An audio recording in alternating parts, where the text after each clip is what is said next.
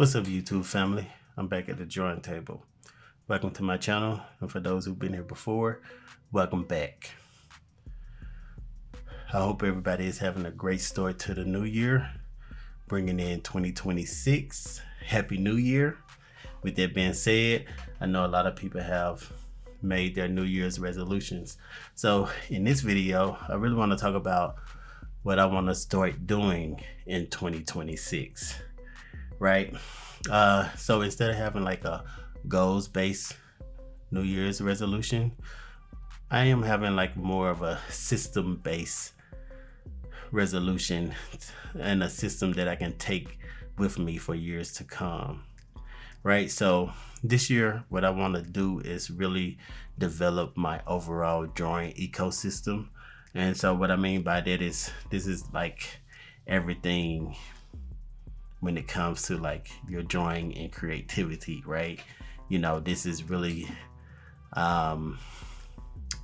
entrenching it in your life, like creating space for it in your life, right? Because I know a lot of times we may draw when we can, you know, when we feel like it, whatever. But this is being more intentional about your drawing in every way, right? And what I mean by that is instead of drawing when you feel like it or when you have enough time, this is planning your time to draw. You know, planning your time to draw for learning, and setting aside time for yourself to draw for pure fun, right? You know, having routines that you kind of do, or building habits that you do that lends more into you drawing more. For example, like carrying around a sketchbook, right? This is a habit that I am trying to, I guess, redevelop. I had this habit when I was very young, but I got away from it. But it's always having a sketchbook, right? So when you always have a sketchbook, when you find yourself in places where you're waiting, you could just pull out that sketchbook and get some more drawing in, right? And that's one thing that I've been doing, is trying to make sure I keep a sketchbook and some pens or pencils in my car. So when I do go places and I find myself waiting, I'm like, oh, I got the sketchbook in the car. I can pass some time drawing instead of getting on my phone and scrolling through social media, right? So the overall ecosystem is just everything, right? Just really kind of figuring out what works for you. Like, does this process work best for you? Do you need to take a different approach, right? It's really just learning what processes work for you, what doesn't work for you, and you learn more about yourself. And you've started to try to figure out how long things take you, right? So for example, there's a drawing routine that I've been doing for a few weeks now, and it's me drawing. I try to draw like 30 figure drawings, right? I usually just get like a big newspaper print and draw them on there. I mean, and they're not for, I'm not trying to get detail, right? What I'm trying to do is like figure out how to simply put the body in different poses, right? Different dynamic poses, different common poses that you would see, right? Because I'm really trying to train myself to be able to pose the body in different dynamic ways. That's something that I want to improve at. So instead of setting the goal of, you know, improving on drawing the figure or posing the figure by this date, all I'm doing is putting a system in place where I'm always practicing that, right? Where I'm always practicing posing a figure, and eventually I would get to being better at posing a figure, right? But this is not about just reaching a certain level. This is about just continuously getting better. So even if I reach the goal that I say would have set, I'm just moving past that goal and going to the next milestone, right? Because think about a goal as a milestone when it comes to something like drawing, right? Because you can always get better. Even the best could have gotten, even the absolute best could have got a little bit better, right? So if you always think about that, you can always get better. Then there's no goal, only milestones, right? The goal is to hit the next milestone. So,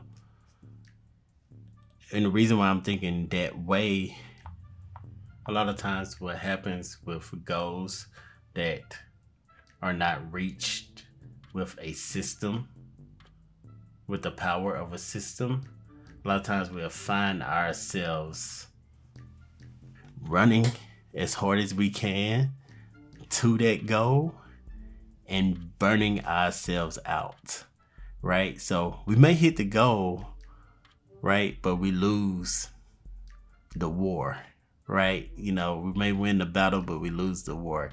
That's the saying, right? Because winning the battle is one thing and winning the war is the next thing. So if you deplete yourself winning one battle of little importance, then you lose the overall war, right? But if you approach that battle, maybe say a different way, a smarter way, to where you don't deplete yourself, you can continue on and be strong to fight the rest of the war. So that's what I am really thinking about when I think about, okay, how can I really build and develop my overall drawing ecosystem? So there's drawing routines when I'm drawing, like being more intentional about when I'm drawing for fun, when I'm drawing for practice, and everything in between. Like, what is my process? You know, do I just jump right in or do I do thumbnails? This is just really trying to learn how you work personally, right? And it is a personal journey, so you have to remember that. So what works for you may not work for me, and what works for me may not work for you, right? So what you can do is just take ideas from others and put those in practice and then develop them to work for you, right? Like somebody can give you a starting point, but you have to figure out what's the. So with that being said, the system is of the utmost importance, right? So you think about your system is like kind of like your baseline. So the baseline is a point where you shouldn't go under, right? So whatever you have to do to keep getting better, your system should be able to accommodate you getting better. You're improving